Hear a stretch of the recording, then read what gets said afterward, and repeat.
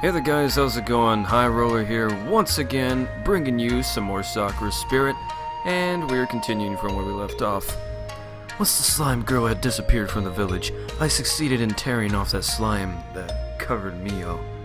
However, as the slime shattered into millions of tiny pieces, Mio was left without any form of cover, causing me to quickly cover my eyes. Don't you dare look at me! Scrambling to her feet, the girl rushed away, most likely in search of a change of clothes. Man, that would have made for a damn good thumbnail. Fuck. With the slime girl gone, the villagers turned toward the fox spirits with confused gazes. The tension in the air was thick. No one knew what to expect. Finally, a familiar figure emerged from within the crowd. Ah, the village elder. It's a pleasure to finally meet you again, Takahiro-kun. Even if the circumstances could have been better. What are you saying, Elder? That man is clearly in cahoots with the spirits. Wait a second, these girls just wanted to help. One-sama, my head hurts. It's okay, dear, I'm here, just hold on to me. Tightly. I'll protect you, and so will Taka-kun. It's a trap! Silence! How dare you act with such hostility towards those who just saved your lives? The crowd seemed rather startled by the firmness in the old man's voice, but soon obeyed, some of them feeling rather ashamed all of a sudden. It is clear that you and your companions did not come here with ill intentions, Takahiro-kun. I must ask you to forgive the people for their nervousness and hostility. As you have most likely noticed, contact between the spirits and humans has been rather problematic at best. I understand their concern, but will you at least hear me out? Very well. If that is what you desire, then it will be the least we can do for those who have helped save the village upon this day. However, let us wait for the chief to return. I believe it will be most important to hear what you have to say. I'll go find her, Oji-sama. Feeling grateful that the elder had granted me the chance to carry out my plan, we waited for Mio to return. Thankfully, the elder brought us somewhere private where Machiko could tend to Machiko without the villagers looking on in contempt. Disgusting. How many times am I going to have to say it? I am sorry. I froze, okay? I panicked. Your sword is stronger than my Naginata. What was I even going to accomplish by... That is unacceptable. I will reprimand. What are those creatures doing here? Elder-sama, this is highly unorthodox. She's highly unorthodox. Shh, Mako-chan. These are our guests, Tsukino Domo. Or Dono. Shit. I don't know. You shall treat them with the respect they deserve. Now, take a seat and listen to their tale. That is in order. I understand, Elder-sama. First and foremost, let me express my gratitude for helping save this village. While Tsukino Dono, Dono's brave attempt to stop the spirit allowed us to prevent further damage, I fear that her fate would have been much worse had the spirit been allowed to continue its rampage. Therefore, from the bottom of my heart, thank you for saving Tsukino Dono, and this village, Takahiro-kun, and you as well, fox spirits. No problem. Su-chan told us to do it. Besides, Sakura's a stupid, smelly meanie pants. We humbly accept your gratitude, Elder-sama. Narumi-chan, Tsukino Dono. Thank you, Mako-san. Machiko-san. You really helped us out there. You've got more guts than me. That girl had me terrified. Have you not considered that they might be working together with that monster? And what is this, all this just a ruse to sneak into the village and steal the little resources we have left? The elder sighed before his gaze sharpened, his tone surprisingly stern in comparison to how he had just been talking. His voice was so harsh that both girls visibly flinched at the sound of it. Mio, you seem to underestimate the power of these spirits. If those three had joined forces, there would possibly have been no village left to defend. The man sighed deeply, shaking his head before continuing. You should be grateful. We would not stand a chance if all the spirits were to conspire against us. Do I need to remind you that we can barely stand our ground against even one of them? Elder-sama, you must understand, due to my situation, I simply cannot pretend to be friends with a spirit. Not after everything they have done to us. But for now, I will at least remain silent on the matter.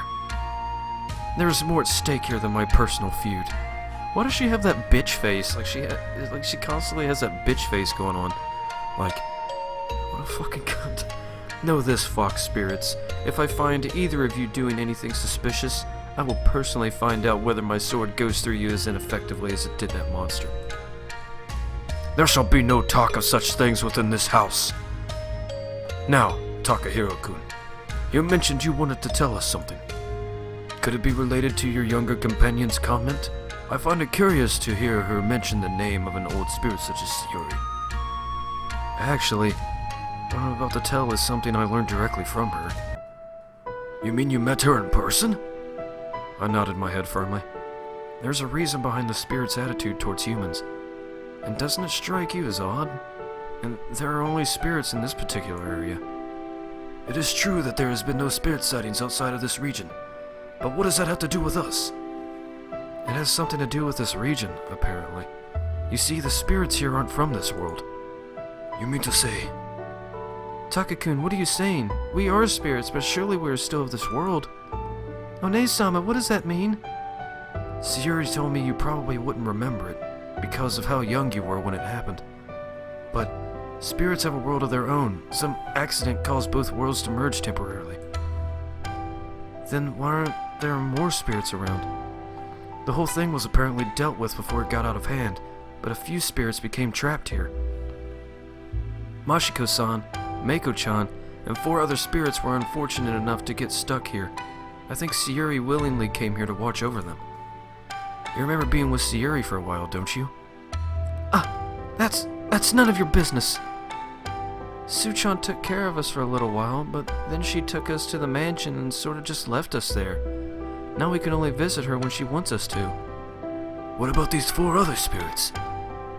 Even though she's a powerful spirit, Sayuri has to follow certain rules. Because of that, she wasn't able to reach the other spirits. I do not know what to say. I need a moment. Might I use another room to compose myself? I'll show you. I could take you somewhere and, look after you. To make sure you don't do anything fiendish and all that. Come on, Machiko-san, this way. When Machiko and Narumi left the room, I sighed and turned my focus back onto the conversation. Now about the... panty theft. Oh, right. They did seem rather adamant about getting their hands on those for some reason. What was the purpose of that? Surely those girls have undergarments of their own. It was a simple mistake. I needed a maiden silk for my spell. How was I supposed to know that it was something other than silky things girls wear? It was all a misunderstanding. None of them knew that maiden silk is another term for a wedding sash. Innocent, huh? If they really thought that, they could have just used their own. Yeah, that's where you're wrong. One-sama and I don't have it. Oh my god. You two... I think we should move on to a different matter. Yeah. Moving on. Sayuri suggested that we find a way to help you guys out. If we can make you trust us, we figured that maybe you'd like to help us make us the sash. Fuck. Can't even English, man. But why would you need such an item? But, silly man, I already told you I need it for a spell. Meiko-chan, this guy isn't a magician. He doesn't know what you're talking about. Basically, Meiko-chan has been researching a spell that would allow her to travel to another realm. Why would she desire such a power? Imagine being stuck far away from this village. You don't have any way to return to your loved ones. To make matters worse, you're in a place you don't even know, with beings unlike anything you've even seen before. And let's say you had a power that would let you go anywhere you want. Where would you go? Are you saying that? Yes. Even if they weren't aware of it, they must have subconsciously felt that we're different from you. They only wanted to go home. Home. Kinda. I guess I just want to cast a spell to see what would happen. Su-chan told me that if I ever felt like it, I should ask her first and go with it.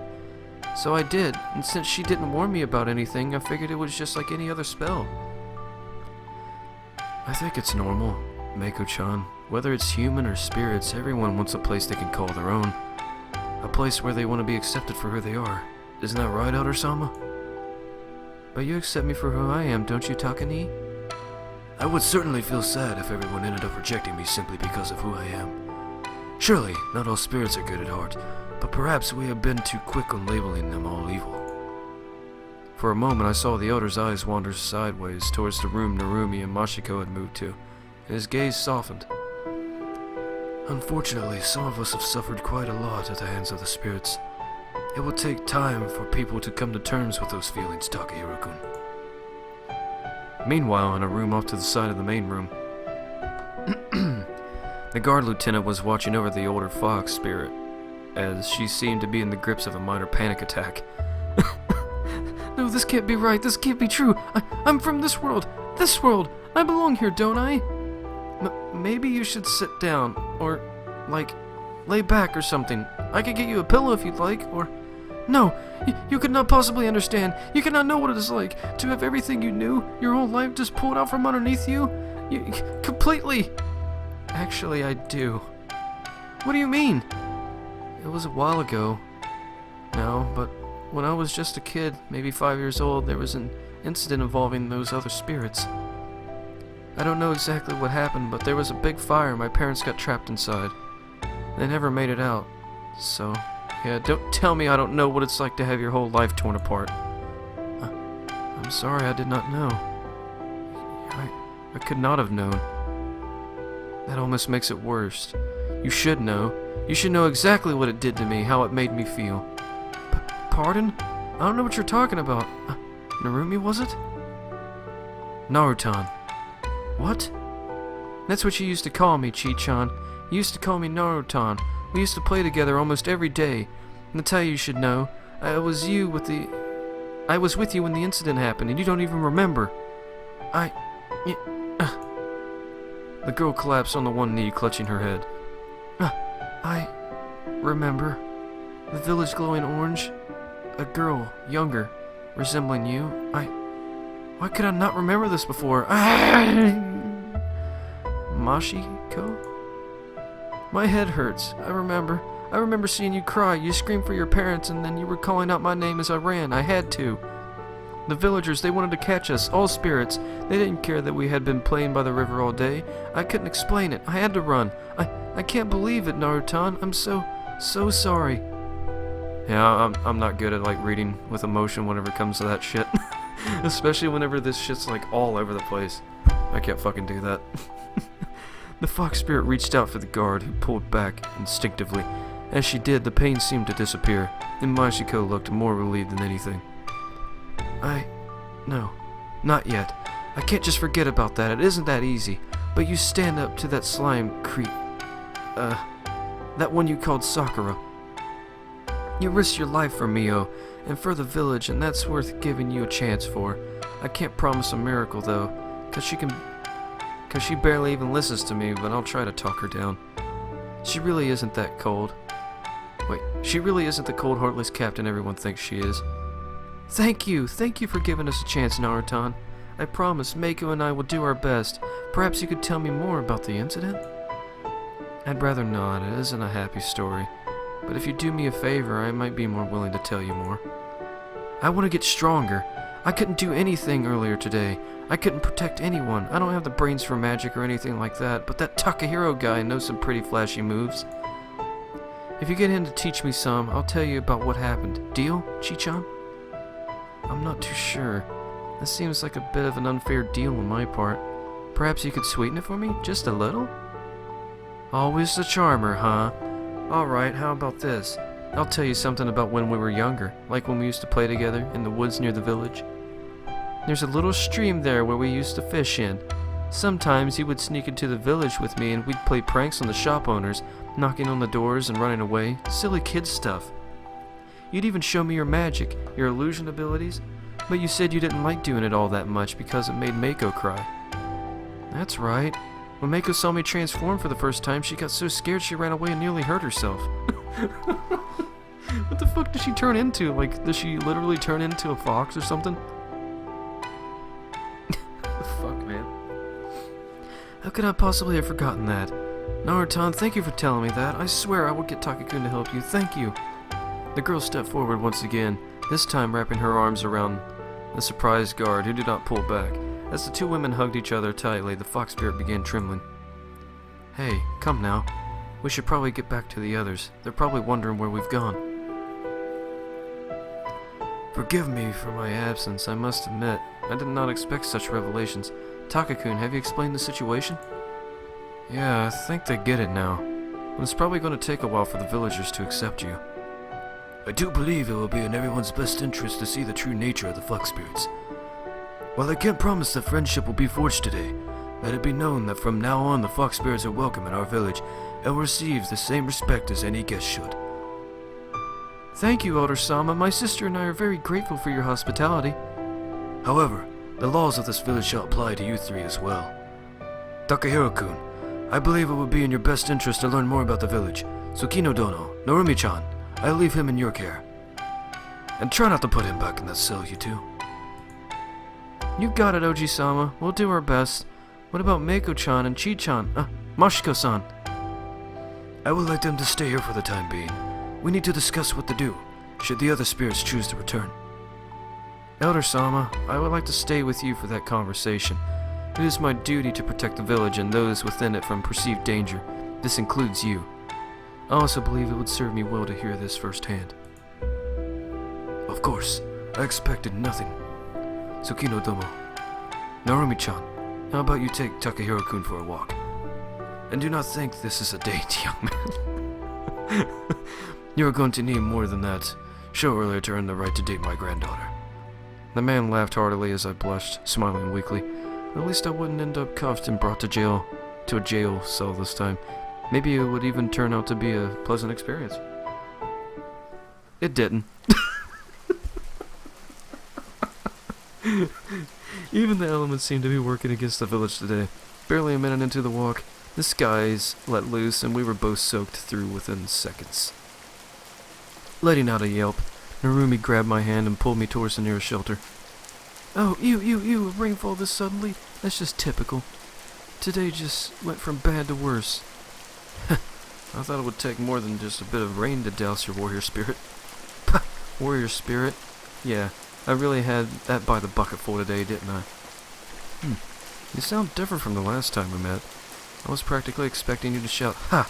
If you want to stop the great Narumi, you'd better act Mother Nature. Oh. Send me a tsunami, an earthquake, or a tornado my way, and you might just stand a chance." Yeah, well, that was before I realized what a weak, cowardly person I am. It wouldn't take all that to stop me. I'm not that great. I'm just a girl who's trying to impress someone. It just takes a drizzle to stop me. I frowned for a moment, trying to think of how to respond. It looked like your inability to stop the slime girl from causing havoc had led Narumi to feel like she had failed somehow. And this is where we are going to end the video today, guys. And I hope you guys enjoyed it. If you did, hit that like button. Leave a comment down below because I enjoy reading your guys' feedback.